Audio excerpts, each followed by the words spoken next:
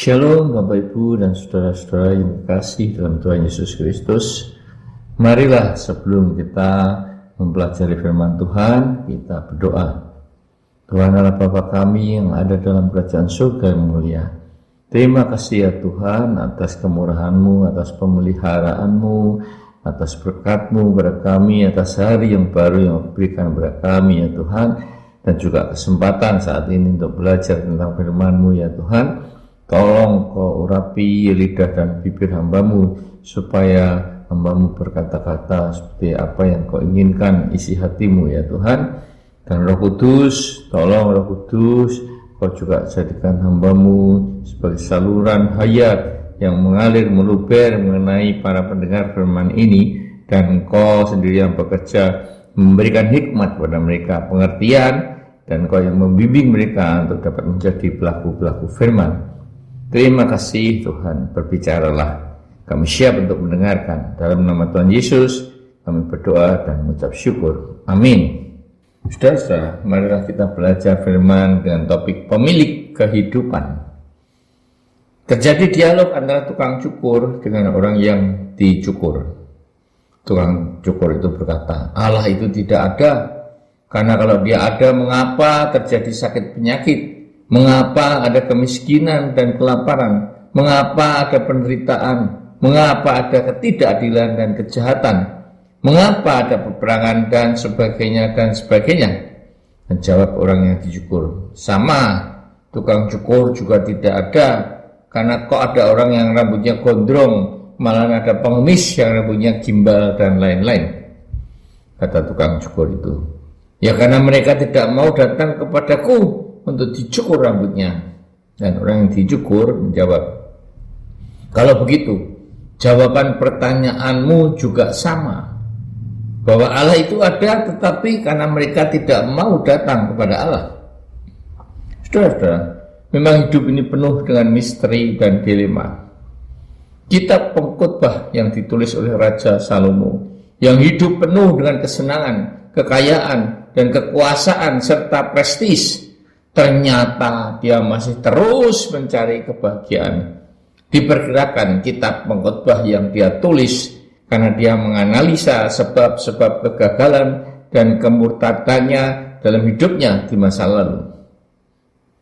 Kitab Pengkhotbah dimulai dengan alasan atas pandangan terhadap hidupnya sebagai sesuatu yang tidak berarti dan sia-sia. Meskipun manusia bekerja keras mendapatkan pencapaian hidup, popularitas maupun harta kekayaan, namun akan berakhir dengan kematian. Dia menyadari bahwa segala sesuatu itu sia-sia, seperti yang ditulis pada Pengkhotbah 1 ayat 1 sampai 11. Demikian juga pengejaran hikmat dalam Pengkhotbah 1 ayat 12 sampai 18. Hikmat dan kebodohan, Pengkhotbah 2 ayat 1 sampai 26. Ketidakadilan dalam hidup, Pengkhotbah 3 16 sampai Pengkhotbah 4 ayat 6. Kesia-siaan dalam hidup, Pengkhotbah 4 ayat 7 sampai 16. Dia menulis bahwa ada waktu dan musim bagi segala hal, Pengkhotbah 3, tetapi dia tidak mengetahui kapan waktu ini relevan. Semua pengakuan yang pesimis ini pada akhirnya membawa pada satu kebenaran, bahwa tidak ada sukacita bagi manusia di luar penciptanya. Dia menyadari dan dengan antusias menyatakan jawabannya. Kepuasan, keberartian, dan kebahagiaan tidak datang dari pencapaian dalam hidup, melainkan dari Tuhan Sang Pemilik hidup ini. Saudara-saudara, ternyata Raja Salomo yang diberkati dengan berkat jasmani yang luar biasa mengaku bahwa tujuan duniawi di luar Allah tidak pernah membawa kebahagiaan, apalagi damai sejahtera dan sukacita. Katanya, tanpa Allah tidak ada pengertian yang kita dapatkan dari hidup kita. Semuanya kosong tanpa harapan dan tidak berarti. Semua jerih payah duniawi ini akan membuat kita frustasi dan terasa mengecewakan jika kita mencarinya sebagai tujuan akhir. Uang, kemasyhuran, kekuasaan, keberhasilan, hikmat manusia, semuanya tidak akan memberi kita kebahagiaan dan kedamaian. Hanya hidup yang sepenuhnya tunduk dan setia kepada Allah sajalah yang dapat membawa kebahagiaan. Masa muda yang diwarnai dengan ketaatan kepada Allah akan membawa sukacita dalam hidup di kemudian hari. Sedangkan masa muda yang tidak taat kepada Allah akan membawa penderitaan di kemudian hari. Seharusnya kita menikmati hidup ini meskipun kadang-kadang kita mungkin mendapatkan kesukaran. Semakin kita dekat dengan Allah, kita akan semakin menyadari akan berkat-berkat-Nya dalam hidup kita. Hari ini mungkin hari terakhir dalam kehidupan kita di dunia ini. Seharusnya kita memandangnya sebagai pemberian yang berharga dari Allah. Karena itu perbuatlah seolah-olah besok adalah kematian kita. Saudara-saudara, mungkin saat ini saudara sedang mengalami dilema dalam keluarga, ketidakharmonisan yang menumpuk sehingga suami atau istri selingkuh dan jatuh cinta dengan wanita atau pria lain. Anak-anak yang hidupnya bebas, free sex, sehingga hamil tanpa tahu siapa ayahnya. Anak-anak yang terkena narkoba akibat ketidakharmonisan orang tua, kurangnya perhatian dan kasih sayang orang tua yang mereka butuhkan sehingga mereka mencari pelarian semu di luar. Masalah keuangan karena COVID, karena kena PHK atau bisnis macet, istri yang demanding dan tidak mau tahu apa penyebab masalah keuangan yang ada, atau juga karena suami yang malas-malasan, tidak bertanggung jawab atas kebutuhan biaya hidup keluarganya. Tidak adanya saling pengertian antara mertua perempuan dan menantu perempuan sehingga sering terjadi pertengkaran. Sakit penyakit yang tak kunjung sembuh-sembuh seperti stroke, kanker, jantung, dan lain-lain penyakit yang menghabiskan biaya sampai sudah tidak ada biaya untuk pengobatan lagi. Dan masih banyak lagi masalah-masalah yang tidak disebutkan di atas. Bagaimana sikap kita dalam menghadapi semua masalah-masalah tersebut di atas? Apakah juga sempat sampai putus asa dan sempat berpikir untuk mengakhiri hidup ini?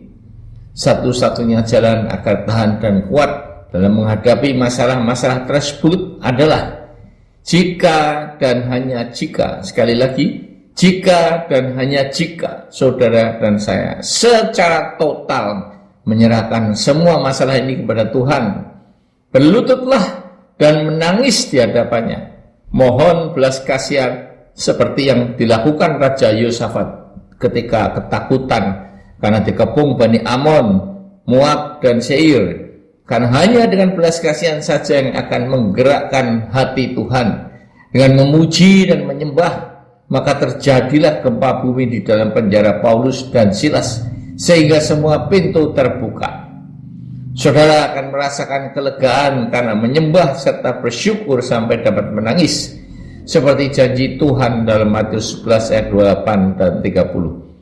Marilah kepadaku semua yang letih, lesu, dan berbeban berat, aku akan memberi kelegaan kepadamu, sebab kuk yang kupasang itu enak dan bebanku pun ringan. Kuk adalah kayu dipedati yang dipasang di atas punggung sapi agar dapat menarik pedati dengan bebannya. Saudara-saudaraku yang terkasih dalam Tuhan Yesus Kristus, semoga renungan ini memberikan kekuatan serta iman yang meningkat dan selalu bersyukur pada Tuhan apapun yang sedang saudara hadapi, baik dalam suka maupun duka. Amin. Marilah kita berdoa. Tuhan Allah Bapa kami yang ada di surga, Engkau mengajarkan doa kepada kami agar diberi makanan yang secukupnya, bukan berlebihan yang akan membuat kami serakah, karena setiap hari ada kesusahannya sendiri-sendiri.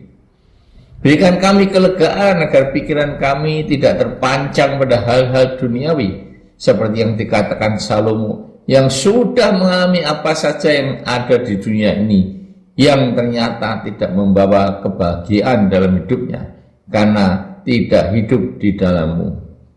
Kami berdoa bagi mereka yang sedang sakit, jamah dan sembuhkanlah mereka. Dan bagi mereka yang sakitnya sudah menahun, berikanlah mereka kekuatan, ketabahan, serta tetap bersyukur kepadamu. Sekalipun itu sulit untuk dia lakukan, karena hanya dengan bersyukur dan bersukacita sajalah, maka penyakit itu tidak akan dirasakannya sebagai beban hidup. Begitu juga Tuhan, bagi mereka yang sedang mengalami masalah dalam kehidupannya, masalah apapun itu, berikan kekuatan untuk menghadapinya dan jalan keluar karena Engkau Allah yang adil dan setia. Roh Kudus, hamba-Mu berhenti berbicara, tapi teruslah Engkau bekerja memberi kekuatan dan memimpin kehidupan anak-anak-Mu sampai mereka terlepas dari ikatan-ikatan masalah yang ada. Saudara-saudara, terimalah berkat Tuhan, kasih karunia Tuhan Yesus Kristus dan kasih Allah dan persekutuan dengan Roh Kudus menyertai kita sekalian. Tuhan memberkati engkau dan melindungi engkau. Tuhan menyinari engkau dengan wajah-Nya dan memberi engkau kasih karunia. Tuhan menghadapkan wajah-Nya kepadamu dan memberi engkau damai sejahtera. Amin.